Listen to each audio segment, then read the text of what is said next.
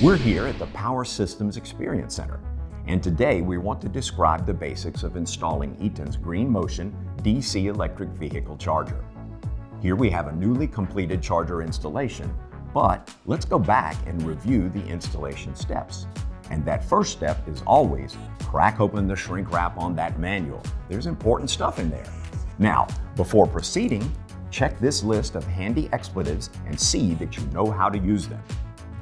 Seriously, when selecting a mounting location or site, consider the following. Ensure the site meets the environmental conditions described in the section titled Installation Plan and Unpacking in the owner's manual. If the charger will be communicating to remote devices via 4G cellular, ensure that the cell signal strength at the site is 90 dBm or greater. Observe the cable reach limits shown in this graphic. This ensures that most vehicles' electric charge port is within the range of the charger cable and plug. Pour a cement pad with the dimensions and mounting expansion bolts that are described in the manual. Note that the cement pad should have a passage for AC power cables to enter through the bottom of the cabinet.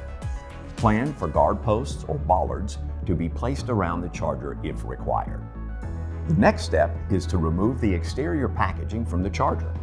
Unbolt the cabinet from the wooden pallet and insert the provided lifting bolts into the 4 holes in the top of the cabinet. Using a fork truck or a crane, lift the charger off of the pallet using steel wire ropes routed through the lifting eye bolts, and then lower the charger onto the mounting bolts in the cement pad. Once the charger is secured to the cement pad with mounting bolts in each corner of the base plate, pull the AC wiring into the bottom of the charger through the pad. The incoming power must be from a 3-phase 480 VAC grounded Y source, 3-wire plus ground. No neutral is pulled into the charger cabinet.